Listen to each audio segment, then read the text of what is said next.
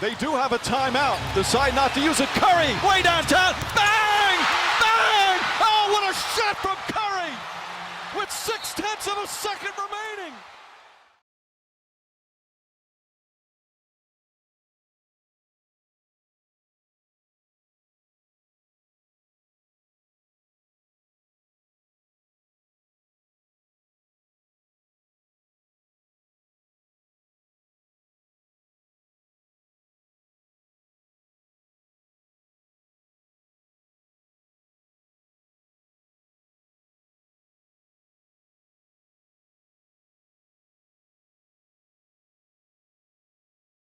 The 2024 New York Knicks are currently on the cusp of their third playoff appearance in just 4 seasons under head coach Tom Thibodeau. Just last year, New York's grit and grind squad, spearheaded by rising star Jalen Brunson, took the eventual Eastern Conference champion Miami Heat to 6 grueling games in the 2023 Eastern Conference semifinals. With bruisers like Julius Randle, Mitchell Robinson, and Josh Hart paving the way for Brunson, the franchise is looking to get back to the Eastern Conference Finals for the first time since 2000 this summer. There has been a lot of talk about the New York Knicks being back, and it's hard to deny it. The Nova Knicks with Brunson, Hart, and Dante DiVincenzo have breathed a new life back into Madison Square Garden that had not been seen since the 1990s. But in order to be back, you have to have been away at some point. And oh boy, were the Knicks away in the 2010s. So when Ben Stiller hopped on the Roommates show and referred to the previous Knicks era as... Then it was like a really tough time, the 2010s. Or not. It inspired me to take a closer look at that time in Knicks history. So that's what we'll do here today. Go through the history of the 2010s era New York Knicks in an effort to truly understand why Jalen Brunson is the lisan al-gaib in the eyes of many Knicks fans.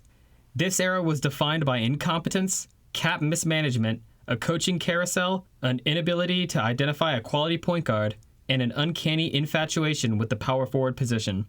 With all that in mind, we start with 2010. The Knicks limped into the decade with little to show for the state of the franchise. Isaiah Thomas was finally out as autocrat of basketball operations, but the team still lacked an identity and a true face of the franchise since the departure of Patrick Ewing in 2000.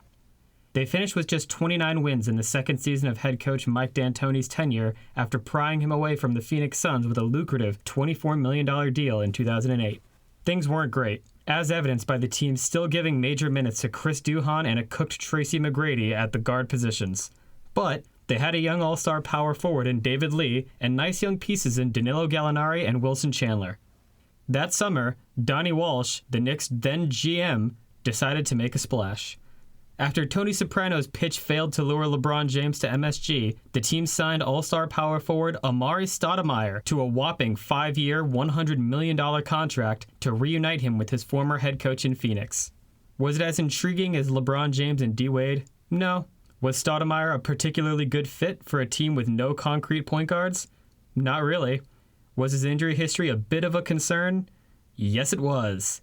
It also didn't help that the Knicks allowed David Lee to bolt for Golden State in free agency that summer in order to free up the cash to sign Stoudemire. But whatever. The Knicks were desperate for relevance, so when Amari proclaimed that the Knicks were back at his introductory presser, we half believed him just because we were starving for some positive news. In the fall of 2010, the Knicks started off the season great with Stoudemire, and it was fun. They beat a good Chicago Bulls team on Christmas Day in 2010 to improve to 18-12, and morale was high amongst Knicks fans heading into 2011. Just 52 days into 2011, the Knicks made a trade that would, for better and mostly worse, shape the franchise's trajectory for the rest of the decade. On February 21st, the Knicks acquired all-star power forward Carmelo Anthony from the Denver Nuggets in exchange for a massive package centered around Danilo Gallinari, Wilson Chandler, and a pair of first-round picks. Maybe they could have waited the 3 months until Melo was an unrestricted free agent without trading away all of their young assets and a huge portion of their draft capital. But Melo was not acquired just to be another positive asset in New York. He was acquired to be the Knicks' first face of the franchise since Patrick Ewing. The trade for him was exciting. They were bringing in a local kid who also won a national championship in college with Jim Boeheim upstate at Syracuse. The problem then became after the trade that the Knicks went a whopping 2.5 men deep with Melo, Amari, and a past prime Chauncey Billups as they head into the playoffs. Unsurprisingly, this squad was swept by the Boston Celtics in the first round of the 2011 playoffs. Ongoing CBA negotiations between the league and the Players Association caused a lockout in the summer of 2011, pouring water on the upcoming first full season for the Carmelo Anthony Knicks. After an agreement was finally reached, each team in the league was given permission to waive a player without having his salary count toward the salary cap or the luxury tax. This was called the amnesty provision. It was basically a get-out-of-jail-free card for one bad contract for each team. Instead of waiting to see how things would shake out the next year, a desperate-for-depth Knicks team immediately amnestied Chauncey Billups' contract to free them up to sign Tyson Chandler and J.R. Smith. Happy New Year! New York slogged through a mediocre start to the season in 2012, dealing with injuries to both Anthony and Stoudemire. But everything changed when the Knicks started playing Jeremy Lin, a Taiwanese-American point guard out of Harvard. Lin-sanity lit up Broadway in February of 2012, punctuated with his 38-point masterclass against the Kobe Bryant Lakers. Lin keeping the Knicks afloat with Anthony and Stoudemire sidelined made it seem like the team might really have the depth to make a playoff run with Anthony and Stoudemire back in the fold. Chandler was giving the team great minutes, Iman Shumpert was making a name for himself as a rookie, and Steve Novak was draining threes with consistency. D'Antoni may have resigned from his post in March, but the team didn't lose pace, making the switch over to head coach Mike Woodson. During this time, Carmelo even had his crazy game winner to sink the Derrick Rose Bulls to really drive up the false hope amongst Knicks fans. The good times were coming, right? Of course not. The season went up in flames when Lin tore his meniscus and missed the entire first-round playoff series between the Knicks and Miami Heat. In theory, that playoff series could have been really great. LeBron James, Chris Bosh, and Amari Stoudemire were three of the big fishes from the famed 2010 free agent class, and Carmelo and LeBron were even in the same 2003 NBA draft class. All that with the 90s Knicks-Heat rivalry rekindled agenda and Lin-sanity, and we'd have ourselves a major television event. Well, in execution, no. Lin couldn't go, and Amari cut his hand as a result of a self-inflicted wound from punching a fire extinguisher after a loss in Game 2. He could not play again until the Knicks were already down 0-3. The shorthanded Knicks went out in 5 games, and eventually that same Heat team toppled the Oklahoma City Thunder in the finals. Still, there was excitement. Lin, Carmelo, and Amari should all be healthy for the next season, right? Well, actually no, because the Knicks declined to match the Houston Rockets offer sheet on restricted free agent Jeremy Lin in the summer. It was a gut punch for the fan base. We could not believe it. They later signed Jason Kidd to play starting point guard in his spot and tried to gaslight us into believing that it was the right idea because Kidd had previously played in 3 finals before. Never mind that Kidd was 16 years older and Lin made the fan base feel more alive than any Knicks since Larry Johnson. But anyways, we were still excited for them by opening day of the next season. However, it still remains painful to this day that the team dumped such a beloved Knicks so needlessly and so casually. Happy New Year! The Knicks in 2013 were a very good basketball team. Not a great basketball team, but a very good basketball team. Carmelo Anthony won the scoring title that season with 28.7 points per game and was second-team All-NBA. The team revolved around Carmelo's scoring, which was never more on display than this season. Tyson Chandler won Defensive Player of the Year, and J.R. Smith won Sixth Man of the Year. Kidd was the architect of the most memorable moment of the season when he drained a game-winning 4-point play against the Brooklyn Nets. Knicks fans enjoyed this season a lot at the time, and if we knew it was around the corner, we probably would have enjoyed it more. New York was the number 2 seed only to the God Squad Miami Heat, and, in the first round, quickly went up 3-0 on the aging KG Paul Pierce Boston Celtics. At that time, it seemed like it would be a real run for about 5 seconds. Then, the Knicks rolled up to Boston Garden wearing black for the, quote, Celtics funeral, and proceeded to then lose Game 4 on the road and 5 at home. For a couple horrible days, there were constant 2004 Yankees-Red Sox references as the series headed back to Boston for Game 6.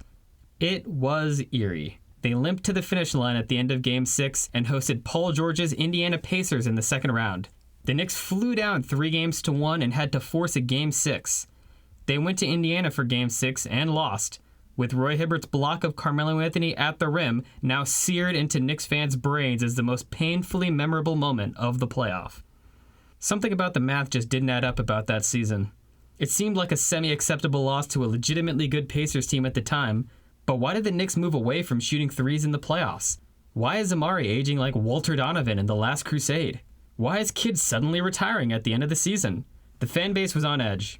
New York then traded a first-round pick for former top pick Andrea Bargnani, and we were told everything was fine. They also drafted Tim Hardaway Jr. in the first round of the NBA draft. I believed that surely 2014 would be fine. The Knicks had just made the playoffs in 3 straight seasons after all. None of us could have guessed that the Knicks would not qualify for the postseason a single time again in the decade. Hallelujah! 2014 was a blur of injuries and underperforming. It was a catastrophic year where the Knicks' last sliver of hope for Amari's health was stomped into its grave. Raymond Felton was atrocious in his role as starting point guard in Kidd's stead. If not for Carmelo reclaiming the MSG scoring record with 62, nothing remotely positive would have come out of the season. Would it have been better if Carmelo scored 62 in a triumphant win over Miami or Indiana, as opposed to the DOA Charlotte Bobcats? Maybe. But if there's anything the Knicks have taught us, it's that beggars can't be choosers. Most importantly, Carmelo Anthony decided to re-sign with New York after testing for agency and flirting with greener pastures in Chicago and Los Angeles. He was going to be our star, and all New York had to do was build around him. With the Knicks having one of the older and more expensive teams in the league, management decided to strip the squad down and put former Knick player Phil Jackson in charge of the impending rebuild around a now extended Carmelo Anthony. This decision set off a chain of events that eventually kept the Knicks far outside of the playoffs for nearly a full decade. Mike Woodson was fired after the season so that they could hire a rookie head coach as well. Hamstrung by the Stoudemire and Anthony contracts, there were no free agent moves to be made.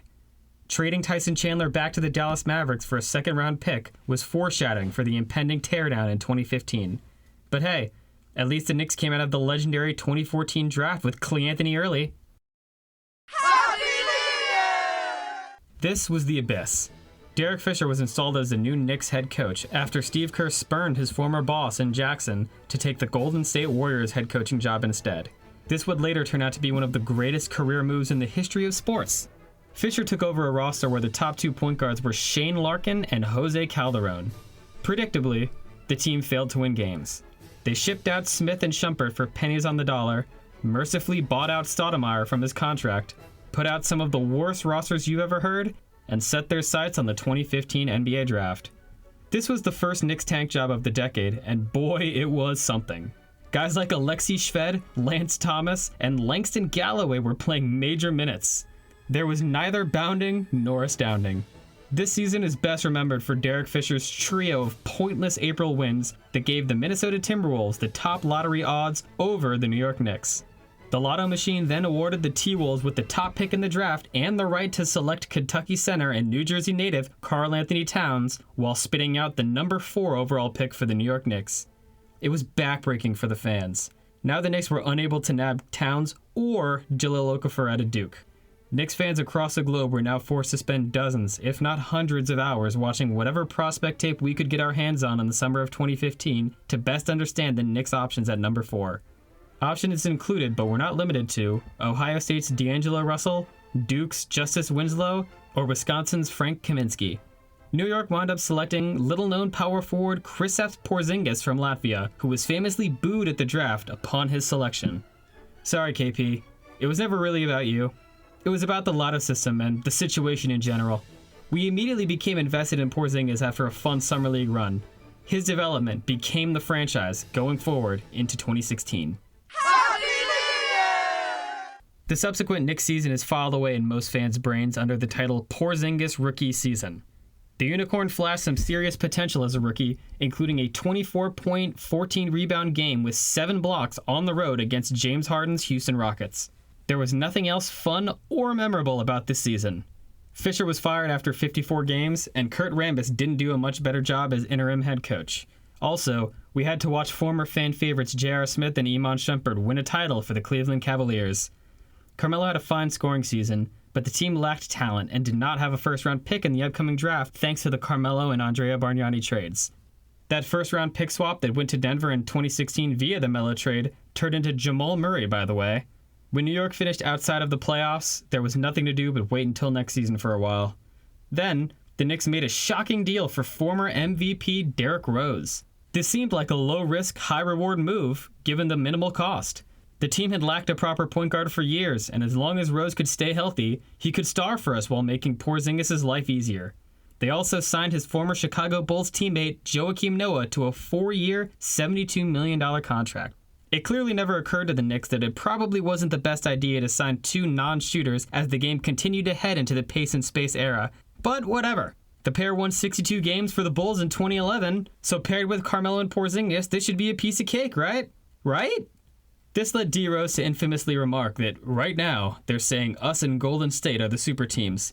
But this made no sense even then, as the Knicks had won just 17 games in 2015, while the Warriors, with former Knick David Lee, were the world champs at the same time.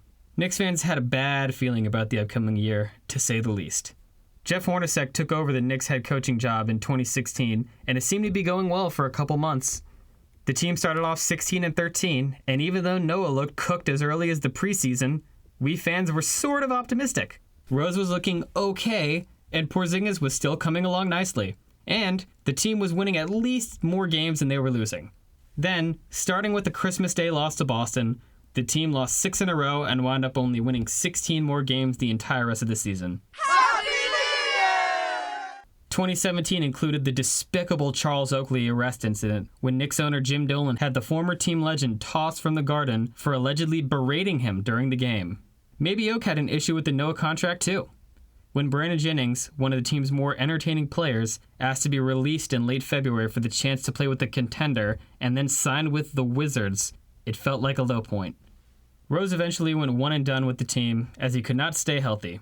He bolted for the chance to play with LeBron in Cleveland that summer.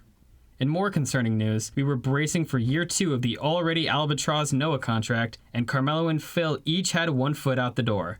This was when Phil Jackson famously dangled Porzingis to Phoenix and Boston for the chance at a higher draft pick, before ultimately staying pat and taking point guard Frank Ntilikina from Strasbourg, France, and SIG basket. Even though the Knicks knew they were about to move on from the Zen Master, they still let him run the 2017 draft for reasons that remain unclear to this day. He selected the infamous Frankie Smokes over guys like Donovan Mitchell, Malik Monk, and Bam Adebayo. After 3 years of atrocious free agent signings and constant public and private bickerings with Carmelo Anthony, Jackson was predictably canned.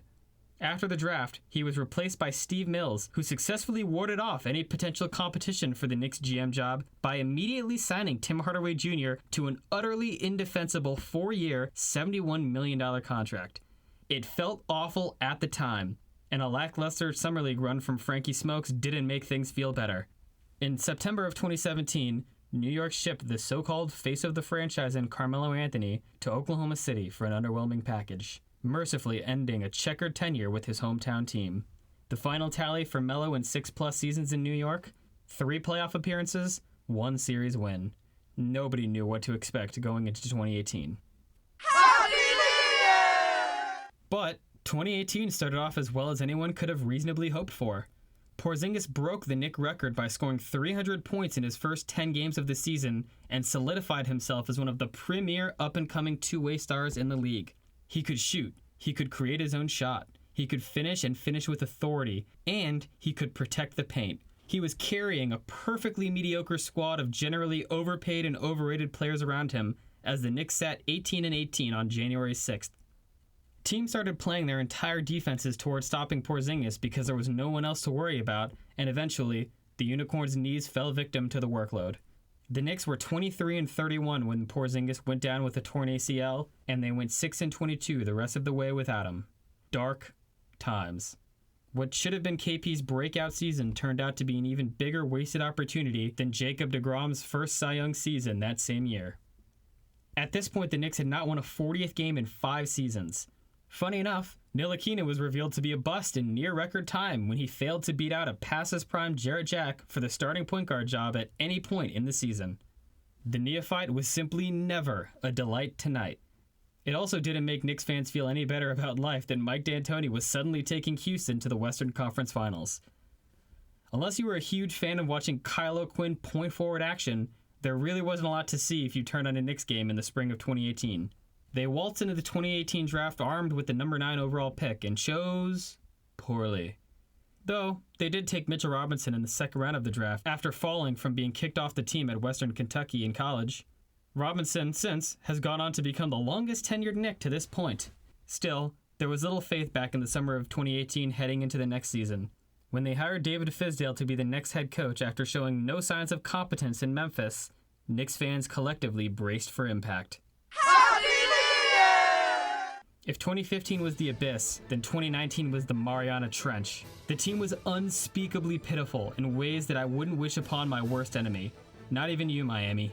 Emmanuel Mudiay, who was the team's starting point guard, was unironically my favorite player from the team that year. It was embarrassing to talk about the Knicks in public.